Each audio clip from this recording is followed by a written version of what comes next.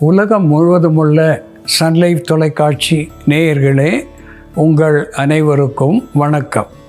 இது நாட்டு மருத்துவம், நலம் தரும் மருத்துவம், எல்லோருக்கும் ஏற்ற பக்க விளைவுகள் இல்லாத பாதுகாப்பான பண செலவுகள் இல்லாத மருத்துவம். எளிய மருத்துவ கருத்துக்களை இந்த நிகழ்ச்சியிலே நாம் ஒவ்வொன்றாக பார்த்து பழகி பயன்பெற்று வருகின்றோம். இன்று சில மருத்துவ கருத்துக்களை நாம் தெரிந்து கொள்வோம். மஞ்சளிலே பல வகையை நாம் பார்த்திருக்கின்றோம்.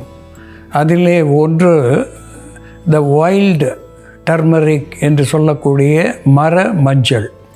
இந்த மர மஞ்சள் ஒரு anti bacterial, anti fungal, anti microbial, anti inflammatory, analgesic என்கின்ற மருத்துவ குணத்தை பெற்றிருக்கிறது. இந்த மர மஞ்சள் நாட்டு மருந்து கடைகளிலே கிடைக்கக்கூடிய ஒன்று.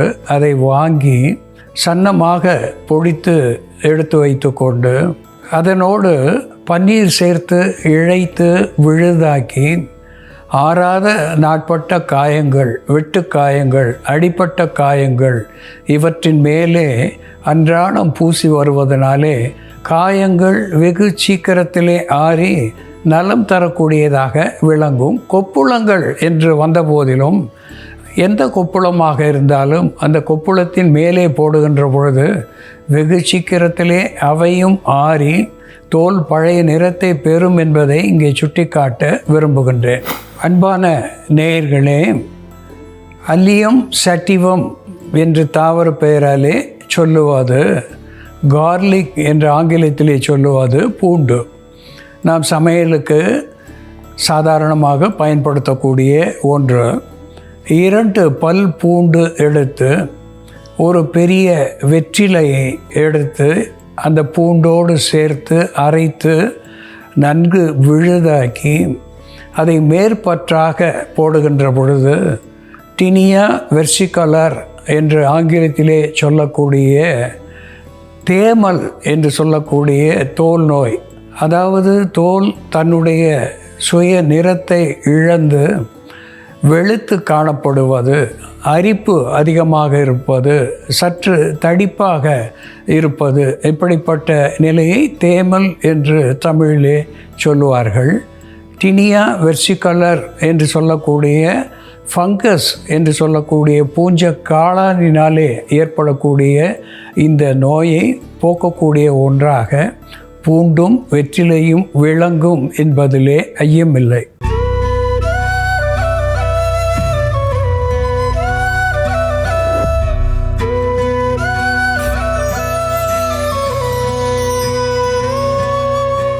அன்பான நேயர்களே, எலட்டேரியா கார்டமோமம் என்ற தாவர பெயராலே சுட்டப்பெறுவது, ஏலக்காய் என்று தமிழிலே சொல்லப்பெறுவது ஒரு அற்புதமான உணவுக்கு மனம் சேர்ப்பதற்காகவும் சுவை சேர்ப்பதற்காகவும் பயன் தரக்கூடிய ஒன்று. இந்த ஏலக்காய் ஒரு ஸ்டிமுலண்ட் என்கின்ற மருத்துவ குணத்தை பெற்றிருக்கிறது. இதனுடைய விதைகள் ஒரு விந்துவை உற்பத்தி பண்ணக்கூடிய ஒன்றாக, வெந்நீர் பெருக்கியாக இதனுடைய விதைகள் நமக்கு பயன் தருகிறது. ஸ்டிமுலண்ட் என்கின்ற வகையிலே உள் உறுப்புகளை தூண்டச் செய்கிறது. குருதி ஓட்டத்தை நீர்மைப்படுத்தக்கூடிய ஒன்றாக இருந்து இதயத்துக்கு இதமான சூழ்நிலையை உருவாக்கி தரக்கூடிய ஒன்றாக இந்த ஏலக்காய் விளங்குகிறது.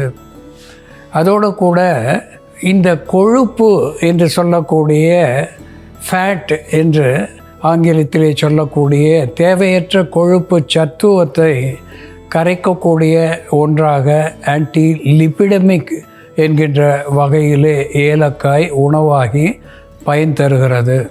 இதனாலே த ஃபேட்டி லிவர், பெருவயிறு என்கின்ற நிலையிலே இருந்து நமக்கு விடுதலை கிடைக்கிறது. அதுபோல் ஜிஞ்சிவர் அஃபிஷினேல் என்று சொல்லக்கூடிய இஞ்சி, பசுமையாக இருக்கின்ற பொழுது இதை இஞ்சி என்று அழைக்கின்றோம். இதுவே காய்ந்த நிலையிலே நமக்கு கிடைக்கின்ற வகையிலே அதை சுக்கு என்று சொல்லுகின்றோம். இரண்டுக்கும் ஒரே அளவுக்கு மருத்துவ குணத்தை சொல்லியிருக்கிறார்கள் நம் முன்னோர்கள். இஞ்சி காய்ந்தால் சுக்கு, அவ்வளவுதானே தவிர அதனுடைய சத்துக்கள் அத்துணையும் சுக்கிலே ஒடுங்கி இருக்கிறது. இந்த இஞ்சி ஒரு ஸ்டிமுலண்ட் என்கின்ற வகையிலே நமக்கு பயன் தருகிறது. பசியை தூண்டக்கூடிய ஒன்றாக விளங்குகிறது. வலியை தணிக்கக்கூடிய ஒன்றாக திகழ்கிறது. ஒரு கார்மினேட்டிவ் என்கின்ற வகையிலே அகட்டுவாயு அகற்றியாக விளங்குகிறது. குருதி ஓட்டத்தை சீர் செய்யக்கூடியதாகவும் திகழ்கிறது.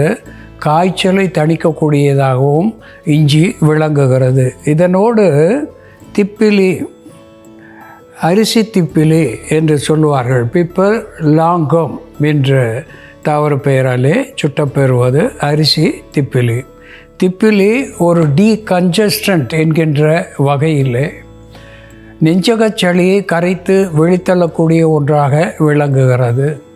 ஆன்டிபாக்டீரியல், ஆன்டிஃபங்கல், ஆன்டிமைக்ரோபியல், ஆன்டிவைரல் என்கின்ற மருத்துவ குணத்தை பெற்று பல்வேறு நோய் கிருமிகளை வெளித்தள்ளக்கூடியதாக திகழ்கிறது. ஏலக்காய் வித்தை போல திப்பிலியும் விந்து உற்பத்திக்கு பயன் தரக்கூடியதாக விளங்குகிறது. இந்த ஏலம், இஞ்சி, அதனோடு திப்பிலி சேர்ந்து எப்படி மருந்தாகிறது என்று செயல்முறையிலே பார்ப்போம், வாருங்கள்.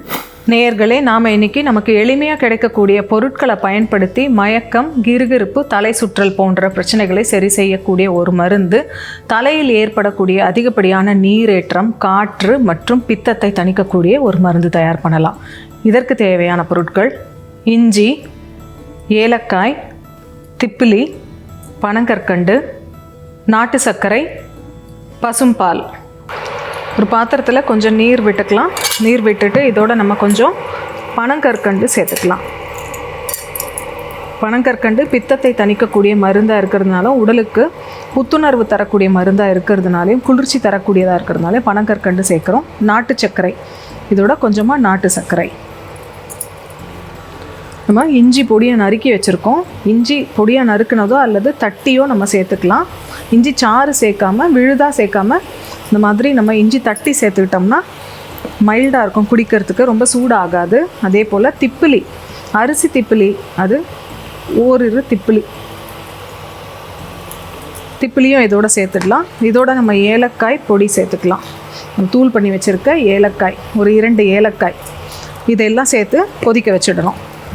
இஞ்சி, திப்பிலி, ஏலக்காய், நாட்டு சர்க்கரை, பனை வெல்லம், இதோட பால் விட்டுக்கணும். நம்ம இப்போது இது நல்லா கொதிச்சிடுச்சு. முதல்ல நம்ம பால் சேர்த்துட்டோம்னா அது திரிஞ்சு போயிடும். அதனால் இது கஷாயமாக நல்லா தயார் பண்ணிவிட்டு அதுக்கப்புறம் நம்ம பால் சேர்த்துக்கலாம். பால் ஏற்கனவே காய்ச்சிய பால் இதோட சேர்த்துடணும். இதை நம்ம இப்போ வடிகட்டிடலாம். இஞ்சி, ஏலக்காய், திப்பிலி, நாட்டு சர்க்கரை, பனங்கற்கண்டு மற்றும் பசும் பால் சேர்ந்த இந்த பானத்தை தினமும் காலையில் வெறும் வயிற்றில் நம்ம பருகிட்டு வரும்பொழுது வாதம், பித்தம், கபம் இவை 3ஐயும் சமநிலைப்படுத்தக்கூடிய மருந்தாகவும், தலையில் ஏற்படக்கூடிய பாரத்தை குறைக்கக்கூடிய மருந்தாகவும், தலை சுற்றல், மயக்கம் மற்றும் கிறுகிறுப்பை சரி செய்யக்கூடிய மருந்தாகவும் இது செயல்படும். அன்பான நேயர்களே, இஞ்சி, ஏலம், திப்பிலி, அதனோடு பனங்கற்கண்டு, நாட்டு சர்க்கரை இவை சேர்த்து பால் கலந்து ஒரு பானமாக நாம் வைத்திருக்கின்றோம்.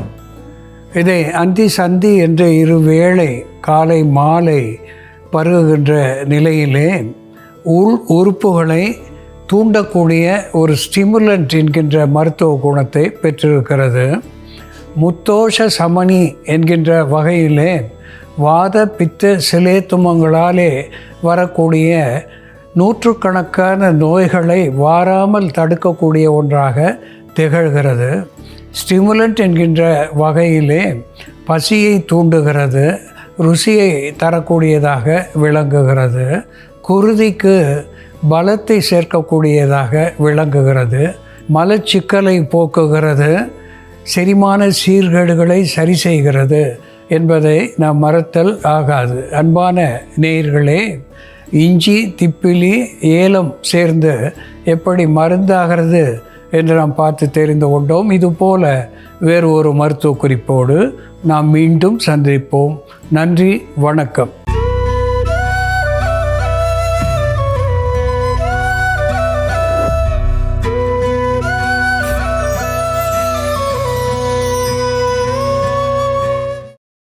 இன்னும் பல வீடியோக்களை காண சன் லைஃப் சேனலை சப்ஸ்கிரைப் பண்ணுங்க.